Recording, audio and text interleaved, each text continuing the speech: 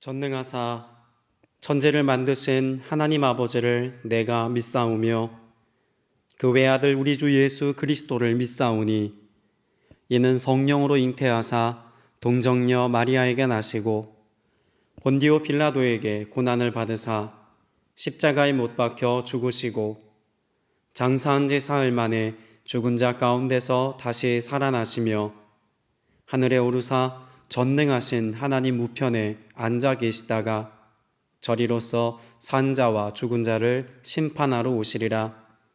성령을 믿사오며 거룩한 공예와 성도가 서로 교통하는 것과 죄를 사하여 주시는 것과 몸이 다시 사는 것과 영원히 사는 것을 믿사옵나이다. 아멘.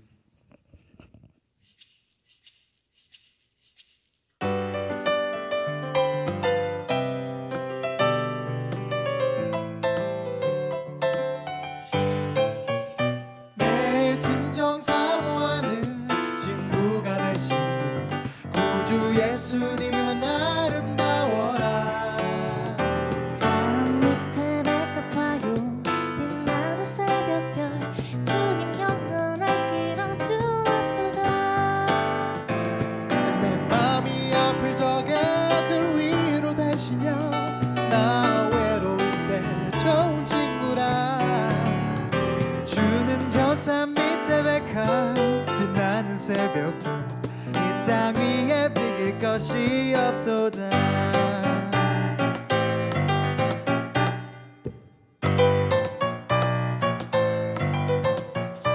내 진정 사모하는 친구가 되신 구주 예수님은 아름다워라.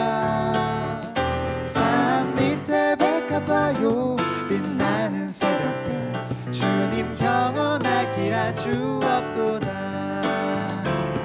내 맘이 아플 적에 큰 위로 되시며 나 외로울 때 좋은 친구라. 주는 저 산 밑에 백합 빛나는 새벽별 이 땅 위에 비길 것이 없도다.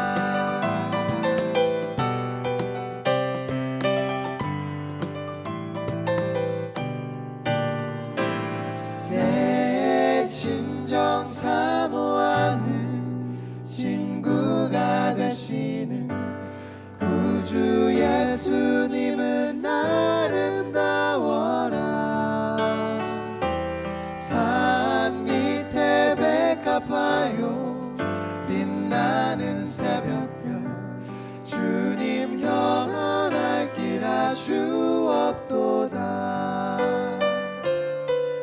내 맘이 아플 적에 큰 위로 되시며 나 외로울 때 좋은 친구라. 주는 저 산 밑에 백합 빛나는 새벽별 이 땅 위에 비길 것이 없도다.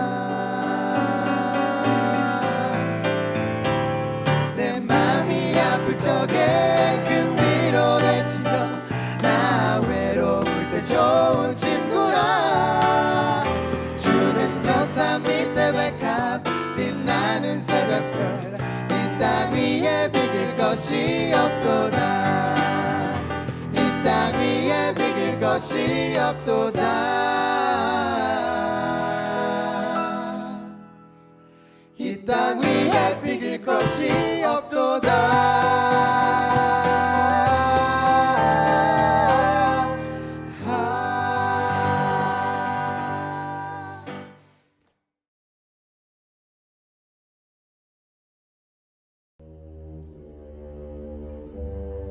너희 중에 싸움이 어디로부터 다툼이 어디로부터 나느냐? 너희 지체 중에서 싸우는 정욕으로부터 나는 것이 아니냐? 너희는 욕심을 내어도 얻지 못하여 살인하며 시기하여도 능히 취하지 못함으로 다투고 싸우는도다. 너희가 얻지 못함은 구하지 아니하기 때문이요 구하여도 받지 못함은 정욕으로 쓰려고 잘못 구하기 때문이라.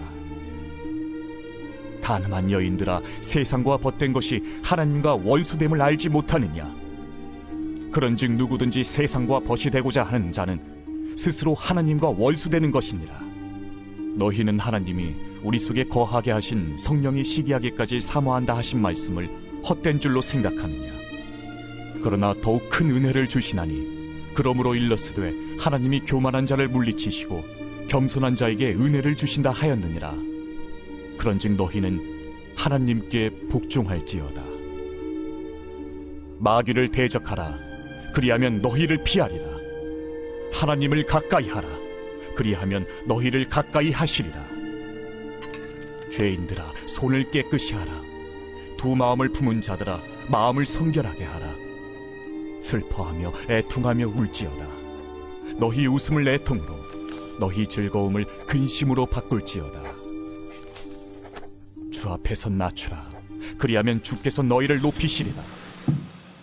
할렐루야. 오늘 주님께서 우리 모두와 함께 계셔서 예배하는 각각의 처소에 또 오늘 이곳에 하나님의 권능으로 역사하시고 은혜 더하여 주실 줄로 믿습니다.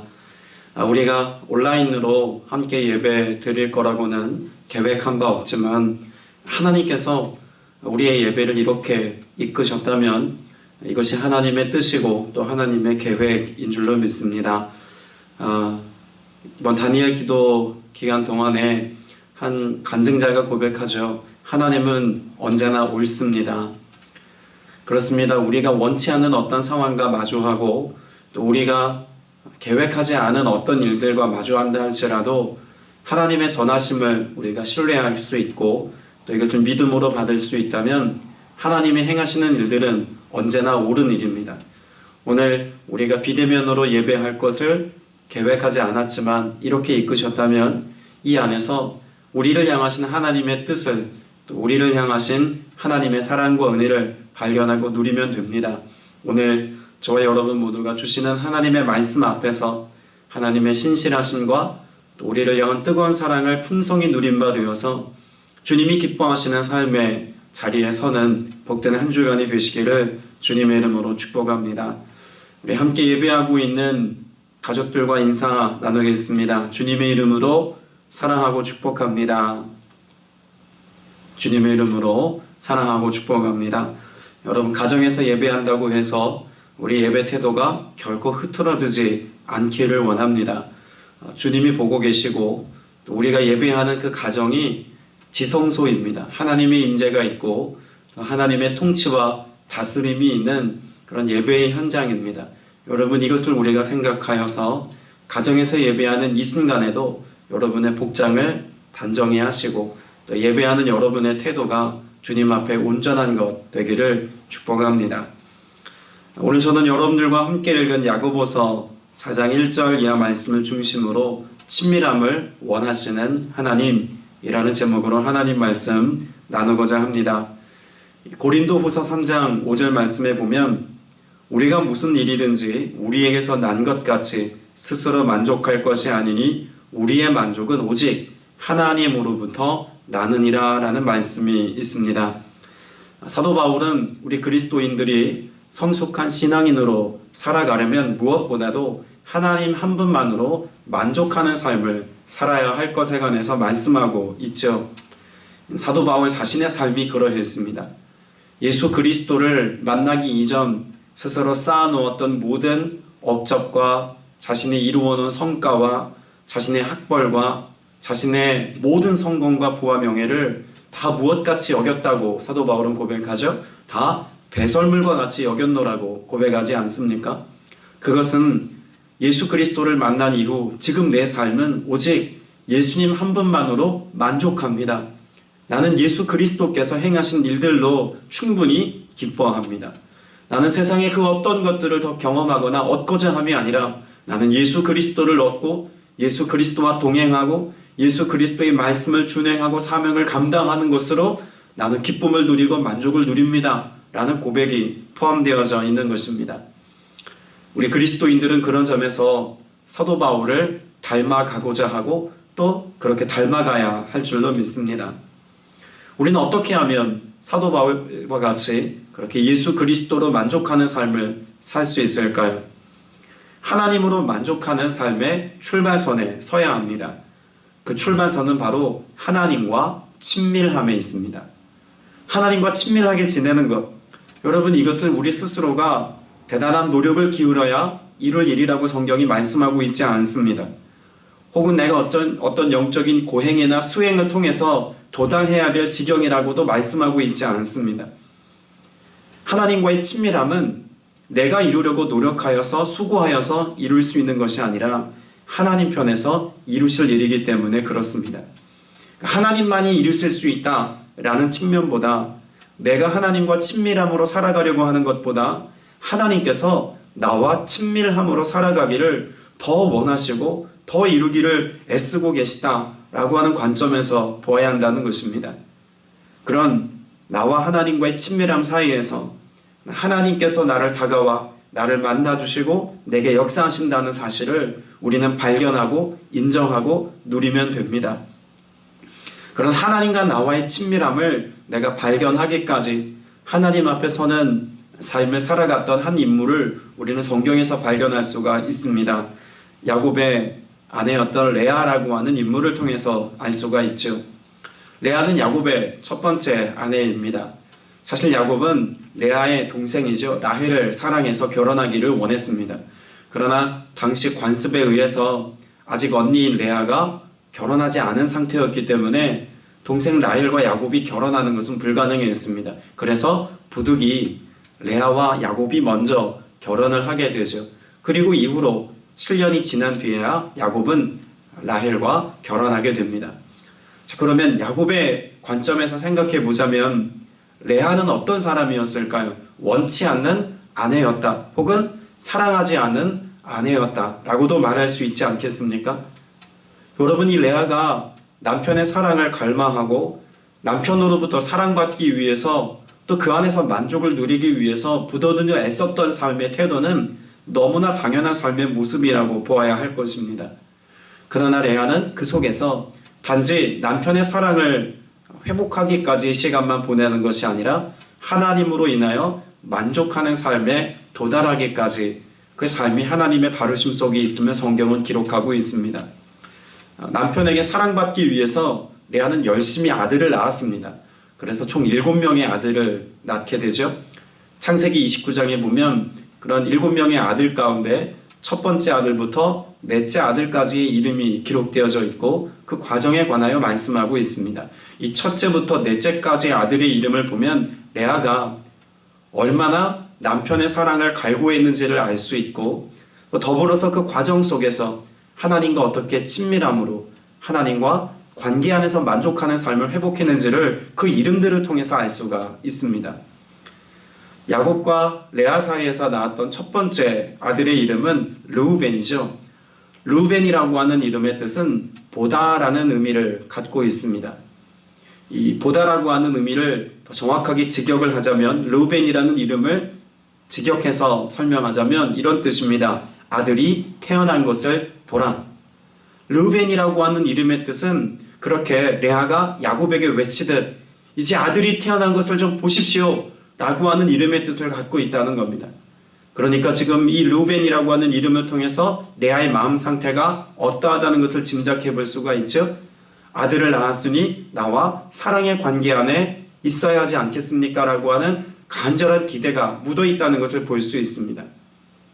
그러나 너무나 안타깝게도 야곱의 마음은 레아를 향한 뜨거운 사랑이기보다 여전히 라헬을 향해서 그 마음을 두고 있다는 것을 우리는 성경을 통해서 알 수 있습니다.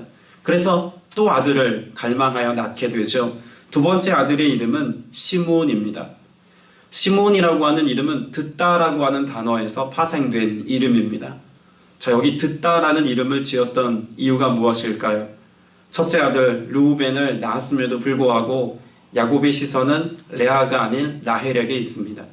그렇게 진통하듯 레아는 하나님 앞에 머물며 남편의 사랑을 갈망했지만 남편의 사랑을 얻지 못했습니다.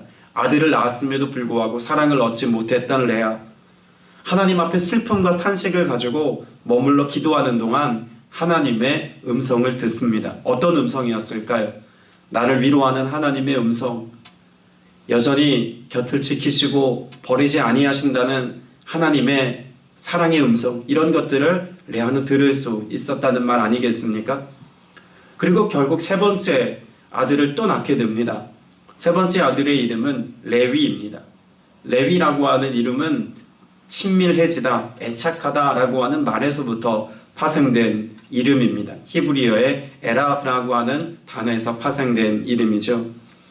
두 아들을 낳았지만 여전히 자신에게 온전한 사랑을 주지 못했던 야곱, 그를 향한 애착의 마음, 그를 향한 친밀하고자 하는 마음을 늘 레아는 갖고 있었지만 그러지 못한 남편과의 관계 안에서 도리어 무엇을 발견하게 된 것입니까? 나와 친밀하기를 원하시는 하나님의 마음을 발견하게 된 것입니다. 때문에 레아는 그렇게 세 번째 아들을 레위라 이름하고 하나님과 친밀함으로 살아가는 삶의 가치를 조금씩 배워가게 됩니다. 그리고 그와 같은 삶을 누리며 살았노라고 말할 수도 있겠죠. 어디에서 그와 같은 고백이 가능하다고 볼 수 있을까요? 네 번째 아들의 이름을 보면 알 수 있습니다. 넷째 아들의 이름이 유다입니다. 유다라고 하는 이름은 찬송하다라고 하는 의미를 갖고 있습니다. 여러분, 레아는 마침내 남편에 대한 원망의 마음이나 남편의 사랑을 받고자 하는 인간적인 갈망으로부터 벗어나서 하나님과 친밀함 속에 살아오던 어느 날 그렇게 하나님으로 인하여 만족하게 되었습니다. 동생 라헬에 대한 원망의 마음이나 미움의 마음이나 경쟁심 같은 것도 사라졌습니다. 하나님으로 인하여 만족하게 되었습니다. 그리고 무엇합니까? 하나님을 찬송합니다. 그렇게 하나님을 온전히 예배하는 예배자로서의 모습을 회복한 레아는 하나님을 찬송하는, 하나님을 예배하는 예배자로서의 삶을 살면서 넷째 아들의 이름을 찬송하다라는 뜻을 갖고 있는 유다라고 이름하였다는 것입니다. 레아는 끊임없이 남편의 사랑을 갈망했고 남편으로부터 무언가를 얻기를 원하여서 끊임없이 아들을 낳았지만 그러나 사람으로부터 누리는 만족은 없다는 사실을 비로소 발견하게 되죠.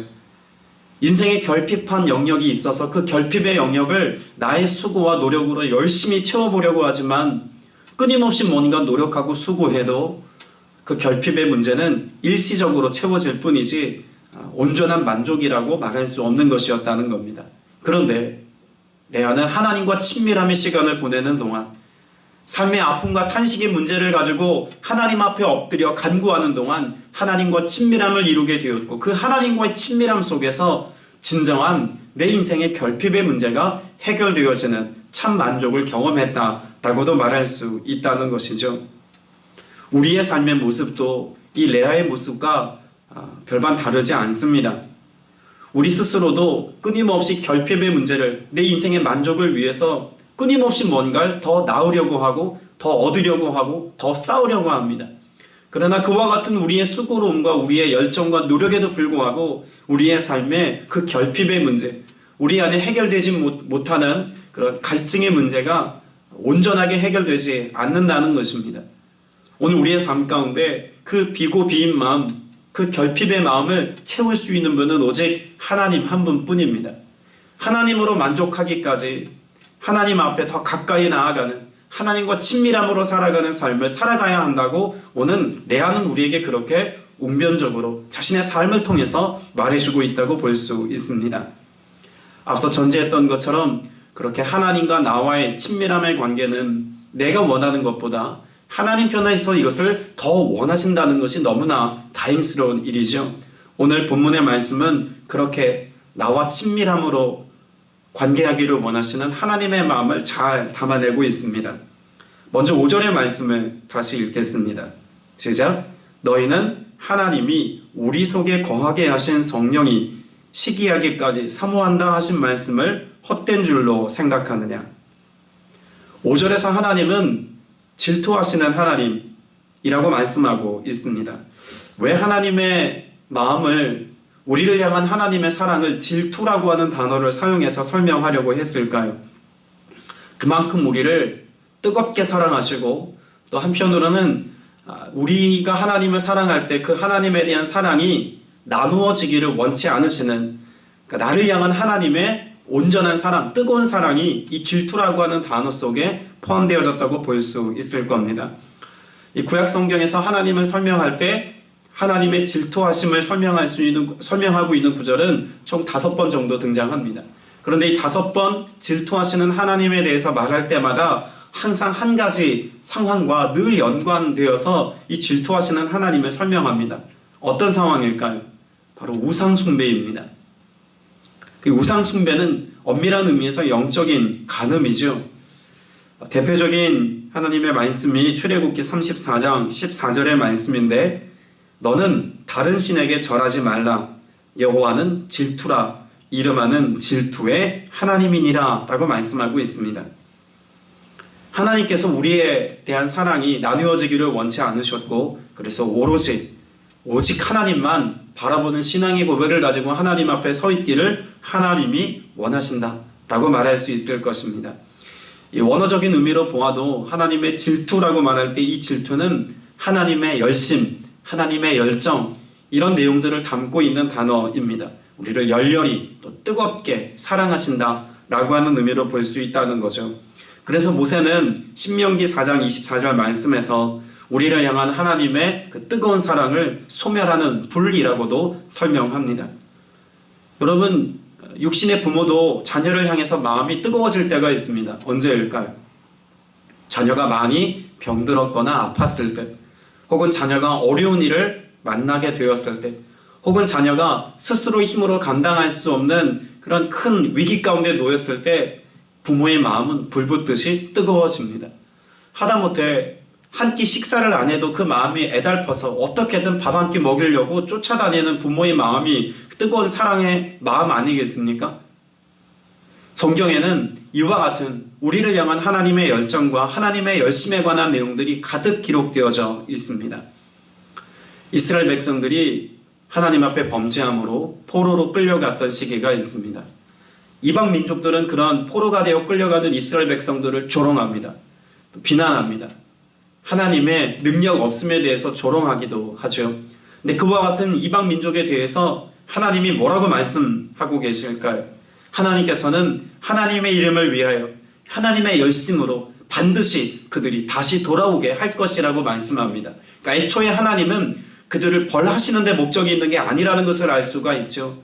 그들이 수치를 당하고 그들이 고통 가운데 있는 것을 하나님이 즐거워하신 게 아니라는 것입니다. 하나님은 우상 숭배하고 하나님의 사랑으로부터 멀리 떨어져 나가버린 이스라엘 백성들이 다시 돌아오게 하기 위해서 그 친밀함과 하나님 안에서 만족하는 삶을 회복시키기 위하여서 일시적으로 그들로 하여금 고난의 자리에 있기를 허락하신 것입니다. 그러나 하나님의 마음은 어디 있습니까?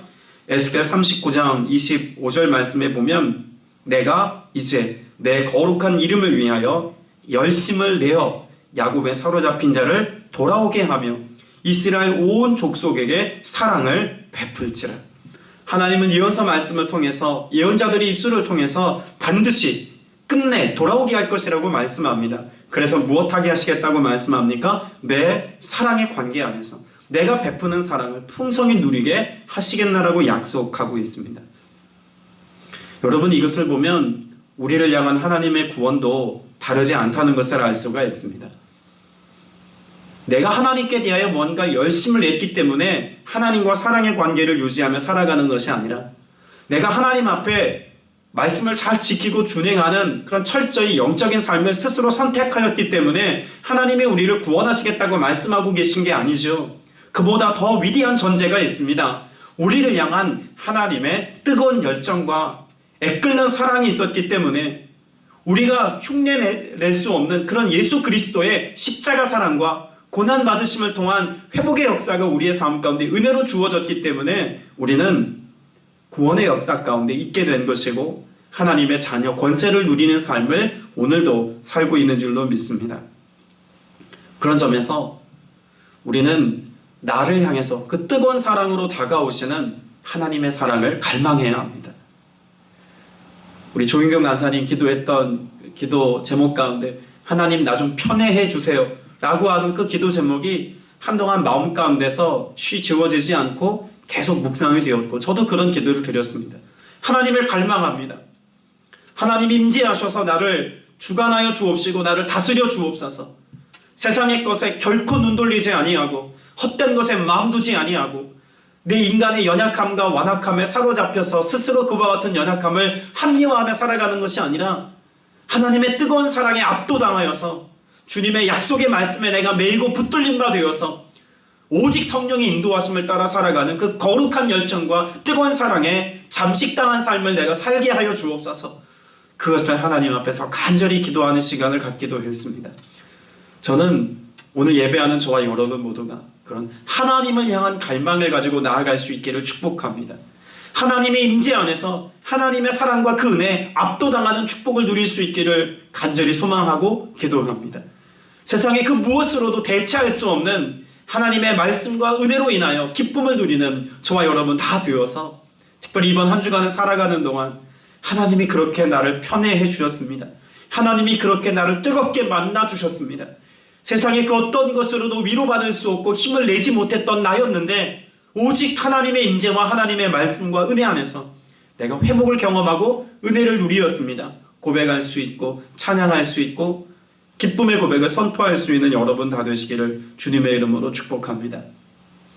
여러분, 우리는 그런 하나님의 사랑을 누리는 것만큼이나 나를 향한 그런 뜨거운 사랑으로 다가와 주시는 하나님의 마음을 아는 것도 너무나 중요하죠. 성경에 보면 그런 마음을 가졌던 사람이 있습니다. 비느하스라고 하는 인물입니다. 출애굽 당시에 이스라엘 백성들이 모압 여인들을 사랑하여서 간음한 스토리가 출애굽기 말씀에 기록되어져 있죠. 또 민수기 말씀에 보면 그와 같은 내용이 보다 더 자세히 기록되어져 있는 내용도 있습니다. 이스라엘 남자들이 모압 여인의 아름다움을 보았습니다. 그리고선 모압 여인들과 간음하죠. 육체적으로 간음하기만 한 것이 아니라 모압 여인들이 이끌린 바 되어서 이방 신전에 들어가 그런 이방 신전에서 우상 숭배하는 것을 스스로 선택합니다. 그와 같은 영적인 간음을 하나님께서 그저 보실 이유가 없었던 거죠. 결국 출애굽한 이스라엘 백성들의 삶에 하나님이 연병을 허락하셔서 약 24,000명에 해당되는 사람들이 죽습니다. 그런 죽음의 역사가 계속 되어지고 있는 때에 한 이스라엘 남자가 자신의 진영, 유대 진영으로 모압 여인을 데리고 와 천막 안으로 들어갑니다. 이 모습을 지켜보고 있었던 비느하스가 창을 들고 쫓아 들어가서 이 두 사람을 찔러 죽이죠. 그와 같은 행위를 하나님께서 뭐라고 말씀하셨냐면 민수기 25장 11절에 보니까 내 질투심으로 질투하여 내 노를 돌이켰다라고 말합니다. 그리고 이스라엘 백성들 사이에서 돌았던 그 전염병, 그 연병이 그치게 되죠.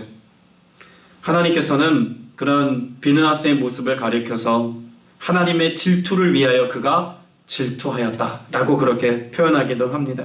그러니까 비느하스는 이스라엘 백성들을 뜨겁게 사랑하셔서 그 어떤 것과도 마음이 나누어지는 것을 용납할 수 없었던 하나님의 마음을 그가 마음에 품고 느끼고 알았다라고 하는 것으로 우리에게 말씀하고 있는 것 아니겠습니까? 오늘 그런 우리의 하나님의 사랑의 마음을 이해한다면 우린 결코 세상에 눈 돌릴 그런 마음을 갖지 않을 겁니다. 저와 여러분 모두가 한 주간을 살면서 비느하스처럼 우리를 뜨겁게 사랑하시는 하나님 아버지의 사랑, 우리를 뜨겁게 사랑하시는 신랑 되신 예수 그리스도의 마음을 여러분들이 잘 마음에 품고 사셔서 그와 같은 하나님의 사랑과 은혜가 여러분의 삶 가운데 누림바 되어지고 세상의 것에 마음 뺏기지 않는 삶을 살아가는 이 한 주간이 되시기를 주님의 이름으로 축복합니다. 오늘 본문 5절 말씀에도 보면 그러나 더욱 큰 은혜를 주시나니 그러므로 일렀을 때 하나님이 교만한 자를 물리치시고 겸손한 자에게 은혜를 주신다 하였느니라 라고 말씀합니다. 여러분, 하나님 앞에서 겸손한 사람은 어떤 사람일까요?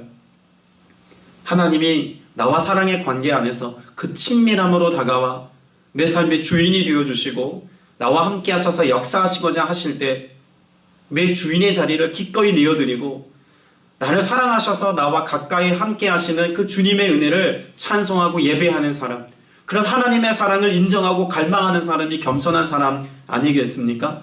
그럼 반대로 교만한 사람은 어떤 사람일까요? 그 뜨거운 사랑으로 다가오시는 하나님의 사랑을 나는 피같이 않습니다. 그런 하나님의 사랑 부담스럽습니다. 나는 그런 하나님의 사랑을 갈망하지 않습니다. 라고 고백한다면 그와 같은 삶의 모습 교만합니다 라고 말할 수 있을 것입니다. 하나님께서 나와 친밀함으로 그런 불같은 사랑으로 다가와 역사하실 때 하나님의 사랑을 내가 갈망하여서 내가 아멘 할 수 있는 사람이 될 수만 있다면 우리는 하나님과 사랑의 교제 안에서 세상이 주는 것과 다른 참 만족을 누리며 살 수 있게 될 것입니다. 그러나 너무나 안타깝게도 우리의 마음은 그런 하나님의 사랑의 마음을 향하여 있는 것이 아니라 어디를 향해 있다고 말씀하고 있습니까? 세상을 향하여 있다라고 성경은 말씀합니다. 자, 3절, 4절 말씀을 같이 읽겠습니다. 구하여도 받지 못함은 정욕으로 쓰려고 잘못 구하기 때문이라. 가늠한 여인들아, 세상과 벗된 것이 하나님과 원수됨을 알지 못하느냐. 그런즉 누구든지 세상과 벗이 되고자 하는 자는 스스로 하나님과 원수가 되는 것이니라. 하나님은 우리와의 친밀함을 이루기 위하여서 끝없는 사랑, 하나님의 뜨거운 열정, 불같은 사랑으로 우리에게 다가와 주십니다. 그러나 우리의 마음은 끊임없이 어디를 향한다고요? 세상을 향한다 라고 말합니다. 야고보서 2장에서 아브라함의 모습을 통해서 하나님의 원하심은 나와 친구가 되어지듯 그렇게 친밀함의 관계를 이루기를 원하신다는 것을 말씀해 놓고 있습니다. 그러나 우리의 모습은 어떠하다고요? 도리어 세상과 벗이 되고자, 세상과 친밀함으로 살아가고자 하는 것이 우리의 마음이다 라고 말씀하고 있습니다. 여러분, 그런데 그렇게 세상과 친구가 되어 살아가는 삶의 결국이 뭐라고 말씀하고 있나요? 그렇게 누구든지 세상과 벗이 되고자 하는 자는 스스로 하나님과 무엇 되는 것이니라? 원수 되는 것이니라 라고 말합니다. 왜 이렇게 극단적인 표현을 써서 하나님이 말씀하고 계신 걸까요? 4절 말씀해 보면 간음이라고 하는 단어를 쓰고 있는 것에서 해답을 찾을 수가 있습니다. 하나님께서 우리에게 사랑을 베풀기 원하지만 끊임없이 그 사랑을 외면하고 세상을 더 사랑하는 이런 모습을 잘 보여주는 장면이 출애굽기 32장에 기록된 내용입니다. 모세가 하나님으로부터 계명을 받고 있는 동안 이스라엘 백성들이 우상 숭배하는 금송아지를 만들어 놓고 우상 숭배했던 이 모습 속에서 이런 하나님의 마음을 우리가 찾아볼 수 있다는 거죠. 하나님께서는 이스라엘 백성들에게 율법을 기록하여 주심으로 그 뜨거운 사랑을 표현하셨습니다. 단지 하나님께서 그들에게 원하셨던 어떤 계명을 주시고 10가지 원칙을 세워주셨다는 것이 사랑이라는 것이 되기도 합니다만 그보다 사실 더 근원적인 사랑의 모습이 있습니다. 이스라엘 백성들이 지금처럼 문자를 잘 활용하고 자주 사용했을까요? 출애굽 당시에 이스라엘 백성들이 문자를 어떻게 사용했을까요? 이스라엘 백성들은 지금처럼 이렇게 문자를 자주 사용하거나 문자를 많이 활용하지 않았습니다. 이들이 문자를 사용할 때에는 오직 하나님께 예배하고 제사할 때만 문자를 사용했다고 해도 과언이 아닙니다. 그러니까 문자라고 하는 것 자체가 인간이 하나님께 올려드릴 때 사용되어져 있던 그런 제물과 같은 것이었다라고 해도 과언이 아닙니다. 그런데 지금 그렇게 제의적인 용도로 사용했던 문자, 그것을 하나님께서 인간을 위하여 돌판에 직접 새겨 놓으셨다는 거죠. 당시 고대 사회 신관에서 볼 때 신이 인간에게 문자를 기록하여 준다. 이건 있을 수 없는 일입니다. 이건 상상조차 할 수 없었던 일입니다. 그런데 하나님께서 그 백성을 위하여서 그 사랑의 관계를 깨뜨리지 않기 위하여서 직접 돌판에 문자를 새겨 넣으셨습니다. 엄청난 크기의 사랑인 것입니다. 인간이 하나님께 드려 마땅한 것을 하나님께서는 도리어 인간 편에 허락하셨다는 것이죠. 그것이 돌판에 새긴 율법의 내용이기도 하고 우리를 향한 하나님의 사랑의 뜨거운 표현이기도 하다는 것입니다. 여러분, 심지어 오늘을 사는 우리에게는 돌판에 새긴 말씀으로서 우리에게 사랑을 표현하신 정도가 아니죠. 말씀이신 그분이 육신을 입고 이 땅에 오셨습니다. 그리고 예수 그리스도께서는 인간의 죄의 문제를 해결하시기 위하여 그 육신을 기꺼이 십자가에 못 박도록 내어주심을 통해서 죄의 문제를 해결하셨습니다. 돌판에 새긴 사랑이 아니라 이제는 우리의 심령에 새긴 사랑으로 예수 그리스도의 사랑과 은혜를 우리에게 나타내 보이셨습니다. 그것이 예수님의 십자가 사랑 아닙니까? 그런데 우리의 모습은 그런 하나님의 사랑 앞에서 이스라엘 백성들이 금송아지를 만들어 놓고 우상 숭배한 것보다 더한 우상 숭배들을 자행하고 살아가고 있는지도 모릅니다. 예수 그리스도의 십자가 사건을 동의하고 우리를 향한 그런 말씀이신 그분이 육신을 입고 이 땅에 오셔서 구원의 역사를 베푸신 것을 너무나 확연하게 알고 있음에도 불구하고 우리의 마음이 나누어져서 돈을 더 사랑하고 명예를 사랑하고 육체의 쾌락과 즐거움을 쫓아 살아가려고 하는 연약함 가운데 살아가는 것이 우리의 모습이라면 얼마나 우리의 삶은 더욱더 하나님의 판단하심 가운데 서 있어야 될지 우리 짐작해 볼 수 있다는 이야기입니다. 그렇게 말씀이 육신이 되어 이 땅에 오신 예수님은 예수님과 우리와의 관계를 어떻게 더 비유하여 말씀합니까? 신랑과 신부의 관계로 설명하고 계시지 않습니까? 예수님은 우리를 신부라고 말씀하고 있습니다. 그런 친밀한 관계, 서로의 관계 안에서 부끄러울 것이 없고 모든 것이 훤히 드러난 그와 같은 관계로서 우리와 친밀하기를 원하신다는 사실을 예수님께서 우리에게 말씀하고 있는 것입니다. 그런 남다른 사랑, 그런 특별한 은혜, 그런 불같고 뜨거운 하나님의 사랑을 경험하고도 우리의 마음이 세상에 속한 것들의 마음을 두고 있다면 여러분, 오늘 우리에게 회개는 반드시 필요한 것입니다. 야고보서 1장에서부터 3장까지의 내용을 보면 인간은 세상에 속한 것들을 조금 더 얻기 위해서 기꺼이 하나님의 말씀을 외면합니다. 고아와 가부를 버려두고 어려운 이웃들을 외면합니다. 심지어 내 이웃을 내 몸과 같이 사랑하라 라고 말씀하신 주님의 말씀을 알고도 가난한 이웃들을 차별하고 하찮게 여기고 멸시하여 놓으라고 기록하고 있지 않습니까? 세상에 힘 있는 사람, 세상에 많은 것을 가진 사람들과 어울리기 위해서 기꺼이 거짓말을 일삼고 자신의 힘을 과시하기 위해서, 자신의 능력을 과시하기 위해서 물질의 마음을 두고 살아갔던 그런 초대교회 성도들의 모습을 야고보는 안타깝게 지적하고 있습니다.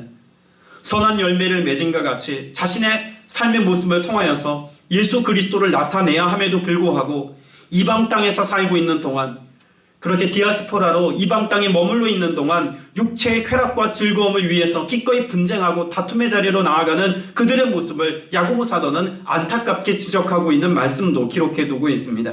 그래서 4장 1절과 2절 말씀에 뭐라고 말씀하나요? 너희 중에 싸움이 어디서부터, 다툼이 어디로부터 나느냐? 너희 지체 중에서 싸우는 정력으로부터 나오는 것이 아니냐? 너희는 욕심을 내어도 얻지 못하며 살인하며 시기하여도 능히 취하지 못함으로 다투고 싸우는도다 라고 말씀하고 있습니다. 여러분이 말씀 속에서 하나님과 나와의 관계 안에서 그 친밀함으로 살아가는 가장 강력한 방해물, 가장 유력한 장애물이 무엇인지를 이미 말씀해 두고 있습니다. 정욕입니다. 정욕은 하나님과 친밀함으로 살아가고자 하는 우리의 삶 가운데 철저히 방해하는 요소가 됩니다. 로마서에서는 이 정욕의 문제를 그래서 어떻게 다루어야 한다고 말씀하죠. 로마서 1장 24절 말씀에 보면 하나님께서 그들의 마음에 정욕대로 더러움에 내버려 두사 그들의 몸을 서로 욕되게 하였느니라 라고도 말합니다. 이 정욕의 문제 때문에 하나님으로부터 외면당하는 인간의 모습에 관하여서 말씀하고 있죠. 또 로마서 13장 14절에서도 오직 주 예수 그리스도로 옷 입고 정욕을 위하여 육신의 일을 도모하지 말아라 라고 하는 경고의 음성을 말씀하기도 합니다. 그러나 이 로마서 말씀에는 단지 우리가 정욕대로 살지 않아야 한다 라고 하는 사실만 말씀하고 있는 게 아니죠. 그런 정욕 때문에 하나님과의 친밀함을 기꺼이 누리며 살아가지 못하는 우리가 이것을 회복하기까지 어떤 은혜가 필요하다고 말씀하고 있나요? 로마서 8장 13절 말씀을 제가 새번역 성경으로 읽어드리겠습니다. 여러분이 육신을 따라 살면 죽을 것입니다. 그러나 여러분이 성령으로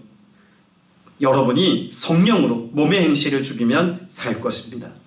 정욕의 문제를 해결하기 위한 유일한 해법이라고 말할 수 있는 것은 바로 성령님이라는 사실을 로마서는 우리에게 잘 보여주고 있는 것이죠.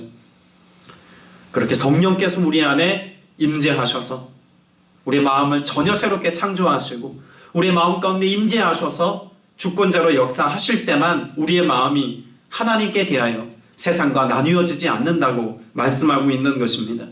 우리 정욕이라고 하는 삶의 문제 때문에 육체 쾌락과 즐거움을 쫓아 살아가려고 하는 우리의 본성 때문에 하나님과의 관계에 방해받지 않는다고 말씀하고 있습니다.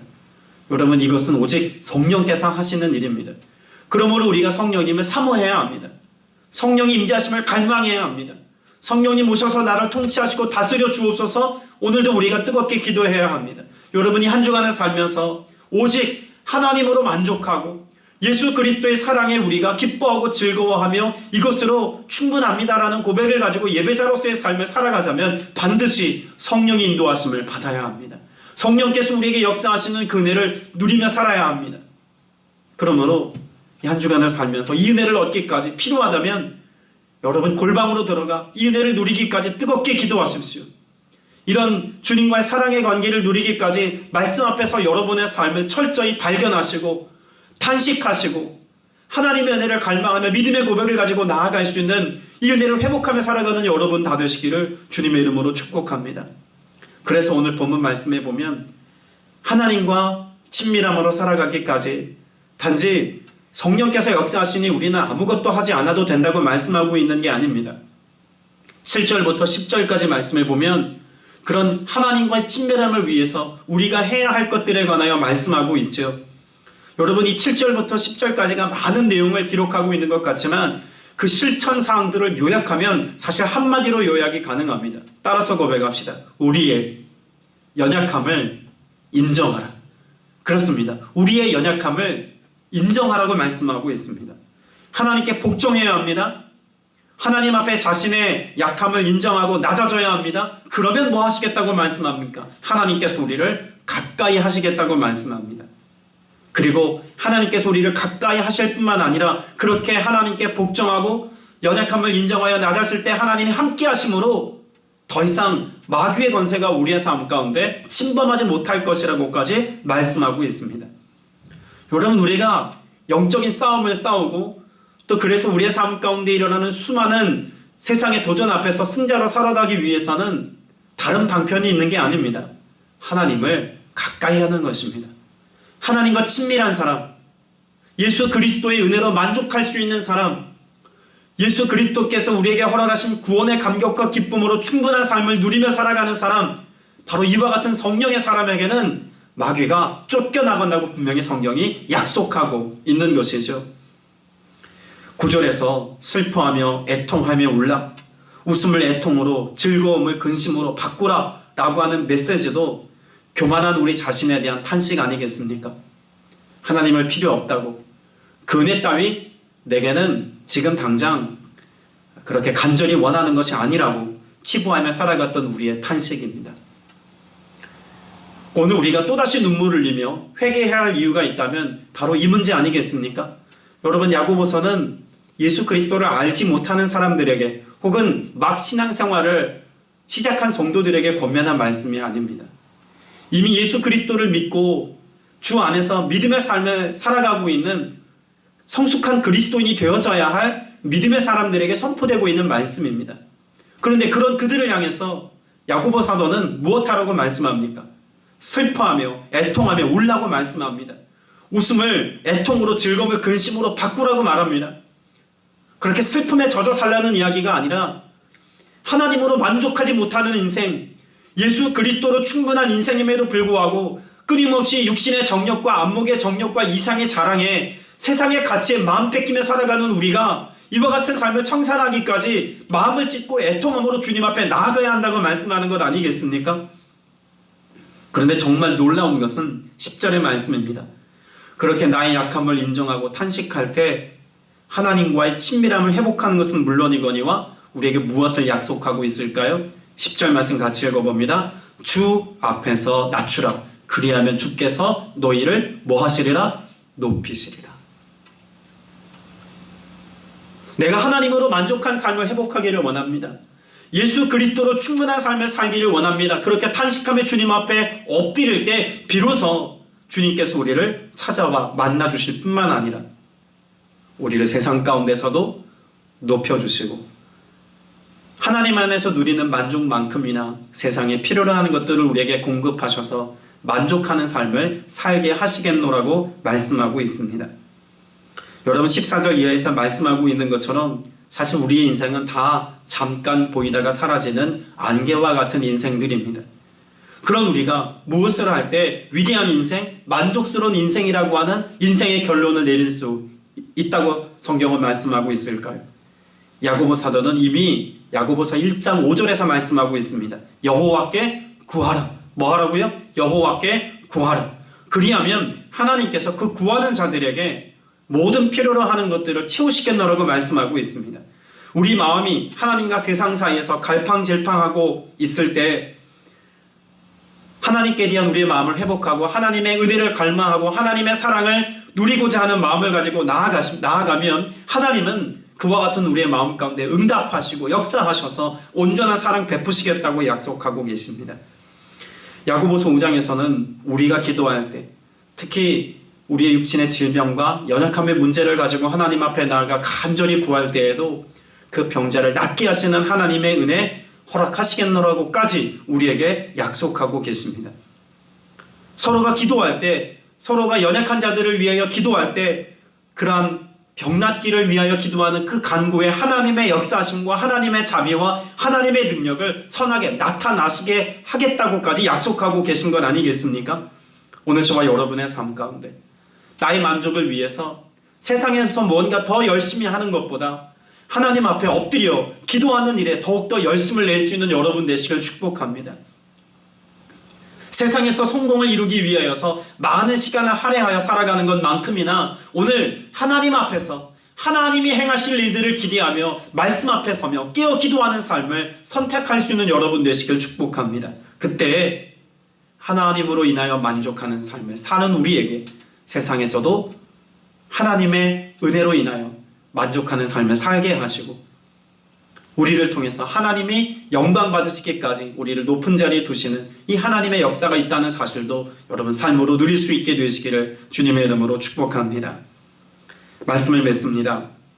시편 52편 14절 말씀을 보면 여호와의 친밀함이 경외하는 자에게 있으며 그 언약을 저희에게 보이시리로다 라고 말씀합니다. 여러분 이 말씀을 제가 쉬운 번역본으로 다시 한번 읽어드리겠습니다. 당신을 경외하는 사람에게는 당신의 생각을 털어놓으시고 당신의 계약을 가르쳐 주시리라. 모든 것의 창조주 되시는 하나님, 모든 것들을 아시며 모든 비밀한 것들을 이루시고 또한 알고 계시는 하나님께서 그 하나님의 뜻과 계획을 우리에게 보이시겠대요. 언제 우리에게 보이시겠다고 말씀합니까?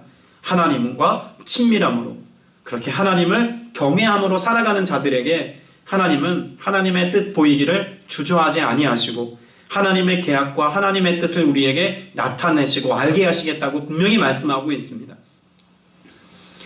우리의 인생을 창조하시고 우리의 시작과 끝을 알고 계시는 그 하나님은 우리의 삶의 모든 순간을 다스리기를 원하시고 또 우리의 모든 순간에 역사하기를 기뻐하십니다. 때문에 하나님은 우리를 향한 하나님의 계획, 우리를 통해서 이루기를 원하시는 그런 하나님의 사역을 이미 우리에게 알려주시는 것을 기뻐하신다는 것 아니겠습니까? 우리가 하나님 앞에 엎드려 내 인생을 통하여 이루기를 원하시는 하나님의 뜻이 무엇인지 알고자 하고 또 그래서 하나님 앞에 가까이 나아가 하나님과 친밀함으로 교제하며 살아간다면 하나님은 언제나 순간순간 우리의 삶을 인도해 주셔서 하나님의 뜻을 이루는 자리에 세우시겠다고 약속하고 있습니다.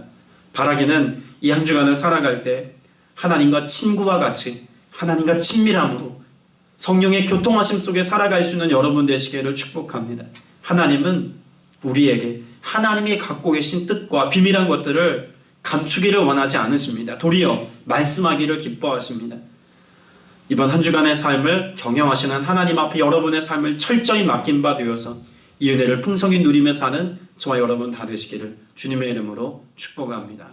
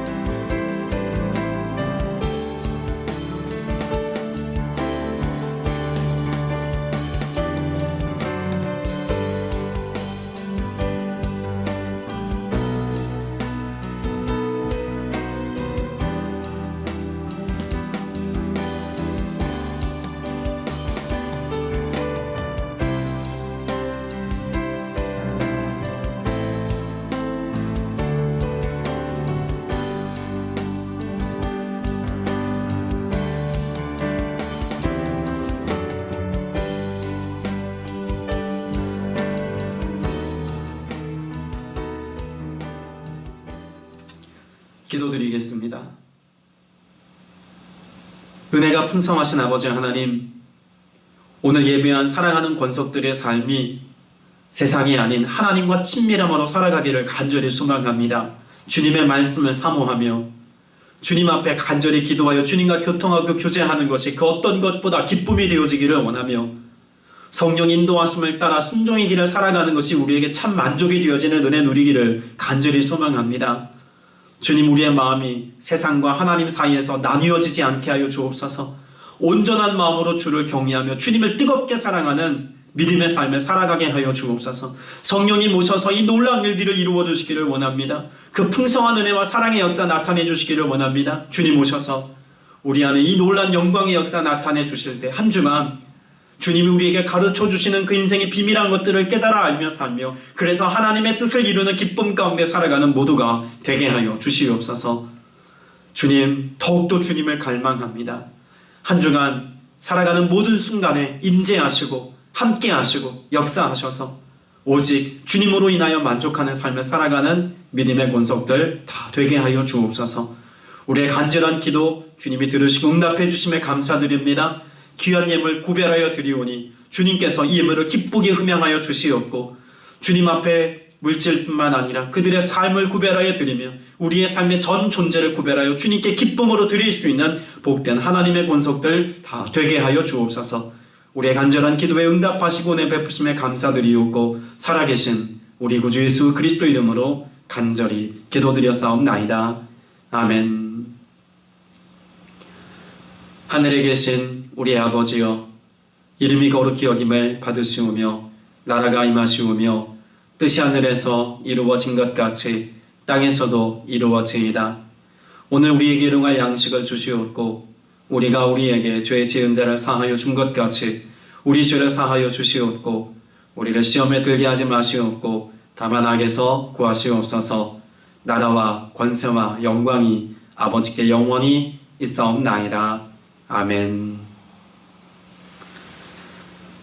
이제는 우리 주 예수 그리스도의 무한하신 은혜와 하나님 아버지의 크고 극진하신 사랑과 보혜사 성령님의 내주교통 충만케 하심의 역사가 믿음으로 살아가는 복된 하나님의 권속들 범사 위에 이제로부터 영원토록 함께 있을지어다. 아멘.